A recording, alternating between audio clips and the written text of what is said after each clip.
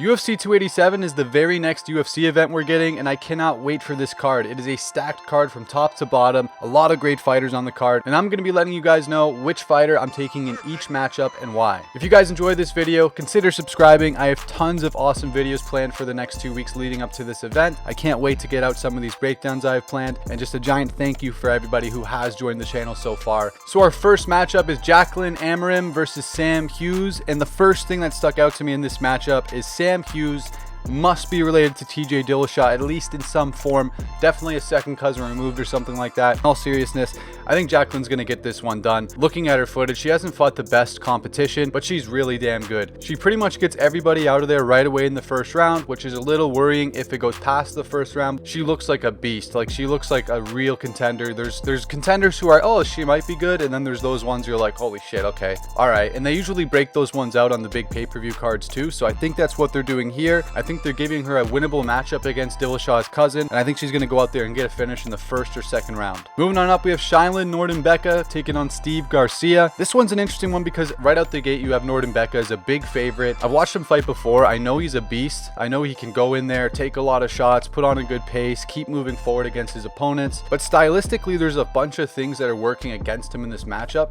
that make me want to take the underdog in Steve. So let me point a few of those out. Steve's got good wrestling. I would argue a little bit better than Neurdanbieke, but arguably comparable. But where the difference starts to point out is in the striking stats, the reach, and the other attributes that are going to be helping him. Steven lands 5.15 strikes per minute and takes 2.52, whereas Neurdanbieke lands 2.17 and takes 2.93. Steve gets a lot of his ground and pound in, which is going to boost up those. He's a pretty violent guy on the ground, but he can also do some good work on the feet as well. Steve also has a reach of 73 inches. He's the bigger man in height, whereas Neurdanbieke has a 69-inch reach, so he's a very durable guy. He's decently well-rounded, but not too great in any area. But I do think that this matchup is a little bit on the bait side for casuals. If I was betting this one, which I will be, I'm going to be taking a dog or pass. It's going to be Steve Garcia or nothing. It's just too much going against Neurdanbieke in this one that I could really see an upset. And at the odds you're currently seeing at this, if it stays like that, it's going to be very tempting come fight night. Moving on up, we have Lupita Godinez versus Cynthia Calvillo. This one is way tougher than the odds make it seem. Again, it's dog or pass on the betting side, just because Cynthia, at one point she was like right at the top there, right? And now she's on a 4-fight skid. She hasn't looked her best. She is getting up there in age, but she's a pretty good, well-rounded fighter for the division. She can do some wrestling. She can hang in the striking, but she's not great in any particular area. She'll beat most average fighters in the division, but she can't beat the best. Whereas Lupita is younger in her career, way less UFC fights, has shown to be a good prospect, shown to have good heart, shown to have good wrestling, but I don't know if Lupita is like the top echelon of this division just yet. So I could totally see Cynthia getting an upset here. So betting wise, I would be taking this as a dog or pass. My actual pick for now is going to be on the side of Lupita. I think she will be able to get the takedown the way I see the fight going. It's going to take her a couple attempts, and I see her being equal on the feet. So equal on the feet, I think she'll get the better of the grappling exchanges, and I think she'll win a decision. That's where I currently see this fight going. At the odds you're currently seeing it at, I wouldn't be touching Lupita Godinez with money line. There's just way too much of an upset potential with this one. Moving on up, we have Joe Pyfer versus Gerald Meerschaert. Joe Pyfer's a really good prospect, knocks out his opponents, looks really damn crisp and good at it. He's got a lot of good attributes for the weight class as well. Very tall, very rangy, has shown to have decent defensive wrestling skills in the past. Not too great though, and he doesn't really go in there and go offensive wrestling either all that much.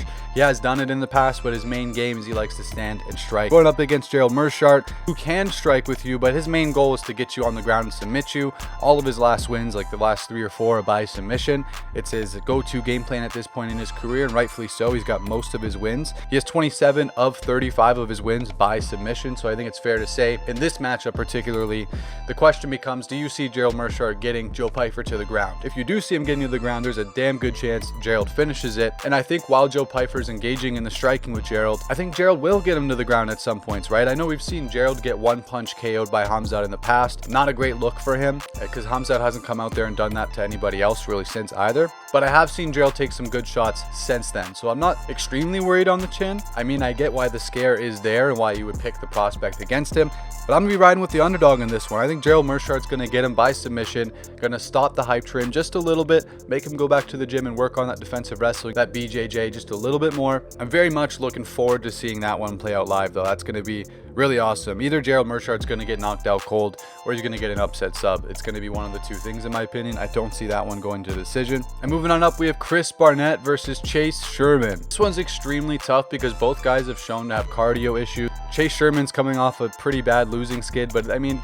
some of them are against really good heavyweights. Better heavyweights than we've seen Chris take on at this point in his career. And the way I see this fight going out is I think Chris will be the better striker on the feet, but he's going to have a difficult time closing the range on Chase. Chase is, I know, similar to some of Chris's past opponents, and I don't know why, but just when I try to visualize this one, I see them both getting really tired after the first round, Chris being up on the exchanges, and then Chase being able to just bully Chris in the clinches. I see him pushing him up against the octagon fence quite a lot, doing most of his work from there, getting them both so tired to where it's a sloppy mess of a fight, and then Chase edging out a decision that's like a relatively close decision. Pretty sloppy fight for the second half of the fight because they both have cardio issues. But I mean, I would love to see Biggie Boy get like a 360 wheel kick KO. That guy is essentially like the obese Karate Kid. No, he's awesome to watch.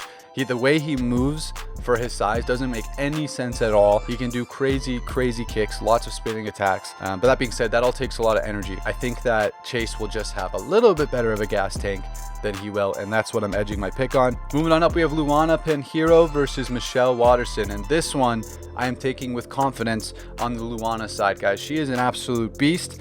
I've loved watching her fight live. I've seen her fight a few times in the UFC. Great on the feet, really good on the ground, not afraid to walk people down. She's the real package at that division, guys, and she's going up against Michelle Waterson, who's had trouble dealing with people with good grappling in the past. If you want to put a mid-level striker in front of Michelle Waterson, she'll probably win that fight. But as soon as you put someone in there who's going to strike with her and take her down and potentially submit her, and potentially finish her on the feet, it's proven to be a big task for her in her career, and I think it will be here as well. I see Luana getting like a first or second round sub. I would go as far to say is right now she's my lock of the card. But let me know what you guys think of these picks so far. I love knowing which picks you disagree with me on, which picks you do agree with me on. All the engagement helps the channel grow as well, to be completely honest. So even if you don't got anything you think you got to comment, throw something down there. I appreciate it. And for those of you who've hit the subscribe button, we're growing at a really fast rate, and I have tons of good content planned for this card. Moving on up, we have Michael Chiesa versus the Leech, Ji Lingliang. Originally, when I wanted to pick this matchup, I was going to pick the Leech. Obviously, Michael Chiesa has been a lot more inactive in this point in his career, has had a really hard time against guys who can stop his wrestling like Sean Brady did the last time out.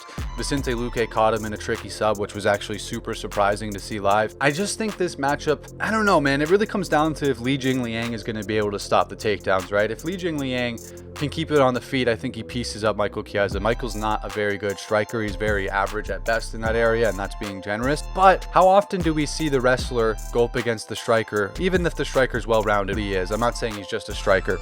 But if we dumb it down, you got grappler versus striker. If the grappler's main goal is to get you down, and from there he's really good at submitting you, 9 times out of 10 that guy gets it, right? The only times he doesn't get it, if the takedowns can be stuffed enough times to make him tired and also have enough damage inflicted on that guy to make him essentially become a striker or not have the energy to his takedowns, and that usually comes later in the fight. So for me, the biggest question is, will Michael Chiesa get the Leech down in the first round and a half? And I'm leaning towards yes at this point. I'm leaning towards he'll play around on the feet for a little bit, wait for a good opportunity, get the takedown, either get a sub or steal the round. And I think from that, he'll gain some confidence and he'll be able to either get a sub in the second round or finish it by then. And again, I know why this might be a really unpopular pick, but just the way these two stylistic fights match up, if you take aside the inactivity of Chiesa, which he has been pretty inactive, but I mean, he hasn't, like, it's not like he hasn't fought in 4 years or anything, you know what I mean? Like, he just kind of fights once or twice a year, usually once a year for a while now. And I know Leech is coming off arguably a win against D-Rod, looked really good, but he was going up against a striker who wasn't trying to wrestle, and that's a completely different matchup and a completely different task for the Leech than going up against the BJJ specialist, who arguably isn't as good as he is hyped up to be, but still is good at doing that, is how I would rate Chiesa. So I gotta edge this one to Chiesa right now. Let me know what you guys think on that one too, though. That was a really interesting matchup, but for now I'm going on the Chiesa side. Moving on up, we have Chris Curtis versus Kelvin Gastelum. This is lock number 2 of the night for me. I'm gonna be picking Chris Curtis to win. The action man, he is so good, guys. When he went and fought Megatron Phil Hawes, he lost me like thousands of dollars in parlays by beating Phil Hawes. I thought Phil Hawes was going to smoke him in that fight. proved me wrong, picked Chris Curtis in his next 2 fights. I believe he got an upset over Brendan Allen, and then another upset after that. I cashed out big on both of them after that because I was like, shit, I'm not fucking doubting this guy again. He did lose to Jack Hermanson. Tough matchup for him. The range gave him a lot of problems in that fight, if you remember, and Jack was very careful about the distance and allowing Chris to even get in and do his work. However, in this matchup, Chris has the range advantage. It's a 75-inch reach for Chris, 61-inch reach for Kelvin. Chris has been way more active. Chris fights at a higher pace. Chris has 100% takedown defense. I just don't see a world where Kelvin wins this. He hasn't been the same fighter since that Adesanya fight. I know he's a good fighter. He was known to be a very good fighter, but sometimes those words just change you, and that one seemed to have changed him. He's had some arguable bad luck as well in some of the losses he's had since then, some of the fight stoppages he's had. I'm expecting him to come into this fight with a big chip on his shoulder. I just see Kelvin's way of winning is either to outpace and bring the war to the guy and land more in it, or use his wrestling, which he arguably doesn't use much, but he is a good wrestler. I don't think he'll be successful in the wrestling, and I don't think he'll be able to outpace and outbattle Chris Curtis. He's so accurate in the middle of the exchanges, has beautiful counters, beautiful setups. He's an underrated technical striker, Chris Curtis is, and I'm picking him with the utmost confidence in this one. I will be so ashamed if I get this one wrong in Chris Curtis, because he should absolutely smoke Kelvin Gastelum. This is fighting, anything can happen, and that's why we all watch, right? Moving on up, we have Christian Rodriguez versus Raul Rojas Jr. Raul is the 18-year-old prospect we saw come out last time and make quick work of that other guy. Don't even know that guy's name. He's probably cut from the UFC now. They're giving him a tougher test in this one, guys. Christian Rodriguez is a well-rounded fighter, gets a lot of submissions, likes to roll, good at jiu-jitsu, which is Raul's main thing, though Raul can strike as well. And it's a little bit scary, right? Because Raul, while he is shown to be so damn good, still so young, right? And the way I try to look at this is like, betting-wise, a prospect should try to earn my respect a little bit more by fighting UFC caliber opponents before I'll throw the house on them. Will I add him in a couple parlays? Yes. Do I think Raul wins this? Yes. I think he's better on the ground.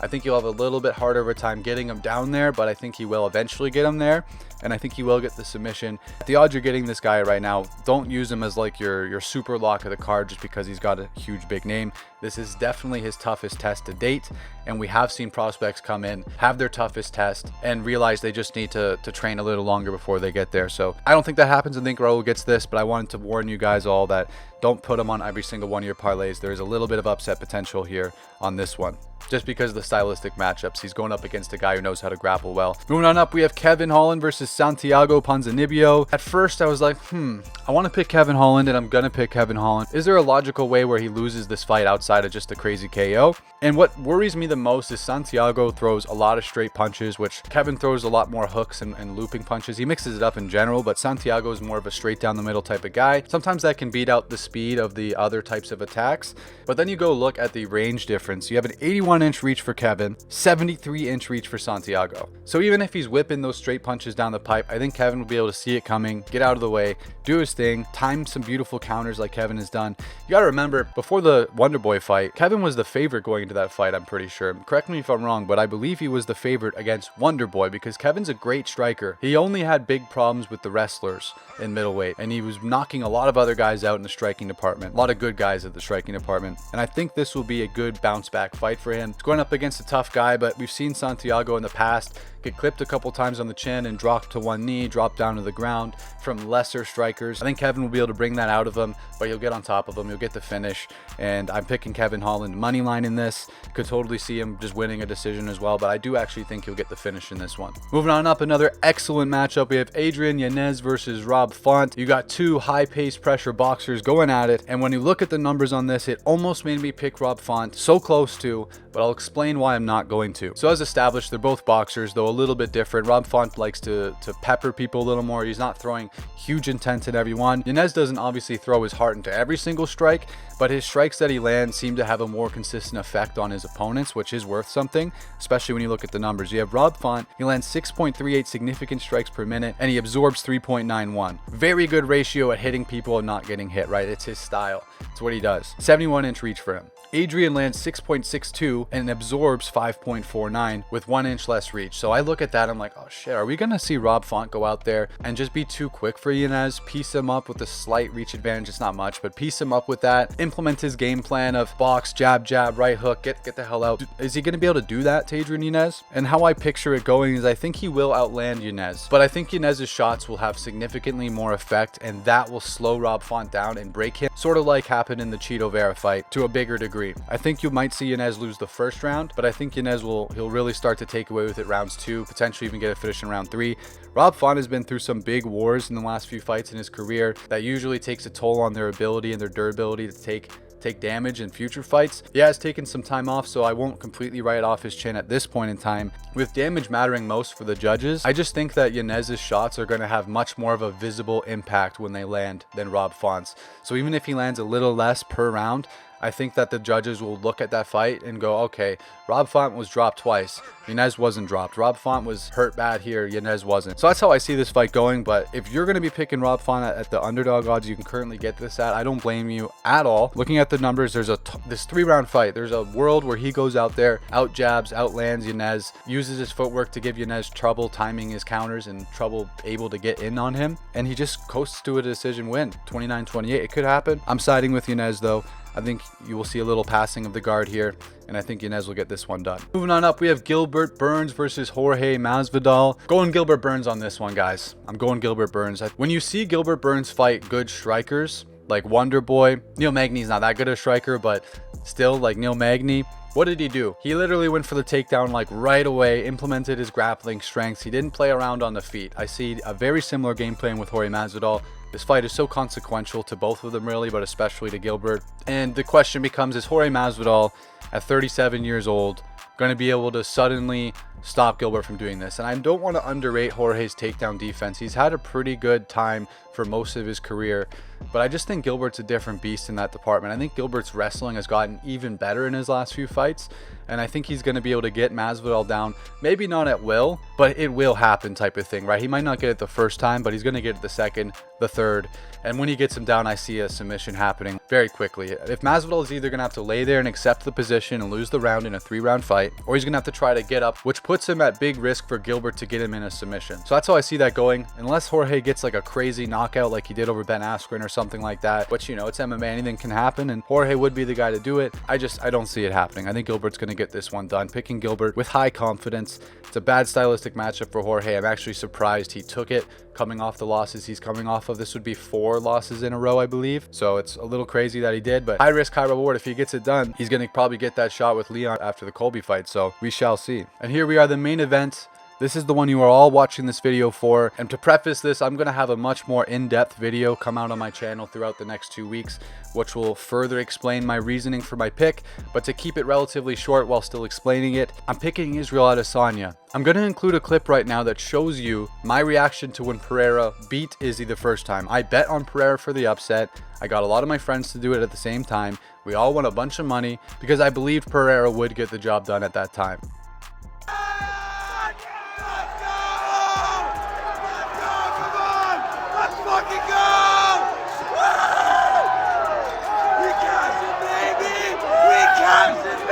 Now, after watching that fight, I think Izzy's going to get it this time. So to briefly cover their first kickboxing fights, the first one was like a razor-thin decision. The second one had Isreal comfortably winning until he got KO'd. The first MMA fight, if you remember this accurately, I went back and watched the fight. The first round was close. You could edge it to Izzy, I think I did, but you also could give it to Alex. Rounds 2, 3, 4. Isreal almost outclassed Alex. Like, it looked like he was running away with it. I remember sitting there with my friends in the betting hall in Las Vegas going, oh my god, like, just told everyone to bet against Izzy and now they're all gonna fucking disown me or something. You know what I mean? Like, I was a little worried. But then in between the 4th and the 5th, Alex was told, hey man, you're the champion, but you're not the champion if you don't go knock this guy out, right? And you saw him pick up the pace, hunt down Isreal more, cut him off more, and literally just go straight at him like a buzzsaw, and that's where you got the finish. What I'm banking on here is I don't think Alex Pereira can go fight at that high of a pace for 5 rounds. Okay, he doesn't do it usually. Alex is the type of guy to get good reads, make strong counters, and knock you out with crazy power, but also crazy timing and precision. But he doesn't throw nearly as many strikes as Isreal. That's why visually it looked like Isreal was running away with the fight. So I ask myself, is there a reason why Alex does this, and is there a reason why he can't match the pace of Isreal in this one? And I think the biggest thing to point to is the weight cut he goes through. This guy fights at 185 pounds, weighed in at 220 pounds, meaning he cut nearly 40 pounds before that fight. It's 2 weeks out from the fight right now, and he's already started his heavy weight cut for this fight now. That takes a toll on your cardio. Obviously, I don't know from personal experience, but I know from literally every fighter ever saying those big weight cuts, they hurt your chin, they hurt your cardio, they hurt your ability to go hard 5 rounds. So that is why I see Alex getting his reads. But for the first couple rounds, I see him yet again not letting Isreal win the rounds, but not giving his absolute max effort to secure the rounds. And if you can agree with me on that, you can see where I'm going with it. And if you don't agree with me, like, this is such a coin toss of a matchup, but this is my reasonings for edging it to Isreal. If you give Isreal a spot where he's now up maybe 2 out of the 3 first rounds, all he needs to do is stay on his lateral movement, like we saw Corey Sandhagen this past weekend. Make Alex chase him down, but as Alex goes to land the big kick, to land the big jab, just circle off, leave, do your teeth kicks. Be careful not to get your legs destroyed. That's going to be a key for him in this one. A big part of why he got caught, according to him, was legs was destroyed, and that was actually from him landing a hard kick on Alex, which was checked, and we saw him do like a little back roll during the fight. It was kind of cool. If his legs can survive the first 4 or 5 rounds and he's able to move like his normal self, we've seen Isreal Adesanya win how many fights this way? It's the Isreal Adesanya way, where he stays on the bike, does just enough to land and win the rounds, but then mostly tries to survive. Now, I know it's a much harder ask because he doesn't have the size advantage, the strength advantage, the reach advantage over Alex, but he does have the speed advantage, and he does arguably have the technical striking advantage. Arguably has the jiu-jitsu advantage as well, but that's yet to really be proven. So maybe he could even mix in a little bit of that here and there, but I'm not even banking on that. I don't think he will. Another thing that I think is important, Isreal wasn't flatline KO'd against Alex like Kamaru was. Isreal was still on his feet protesting that fight. I don't think it was an early stoppage. I think he deserved to be stopped. But what does that do for his mentality? Going into that fight, he was like, okay, Alex Pereira knocked me out cold the last fight. Going to this fight, he knows he took Alex's best shots and never once got dropped from it. He was still standing on his feet. So to me, that would bring almost a new sense of confidence going into this, that like, okay, damn, I had that guy beat up until the last round where he got me cornered against the cage and landed too many shots and forced a stoppage. I would think if I'm him, all I got to do is up the pace even a little bit more, and then for the 4th and 5th round, really get on my bike. Like, secure the first 3 rounds, try to even secure the 4th, but the 5th round, just literal lateral movement around the cage the entire time, side to side. Like, don't play Alex's game. You know he's going to come for the kill that round. Picking him to comfortably win 3 of the rounds, maybe even 4 of the rounds. I think he will lose the 5th round because I think he'll be more worried on his defensive side than he is on his offensive side. But all that being said, this one was a tough matchup to pick. Like, I could totally be wrong on this. Don't bet the house on Isreal.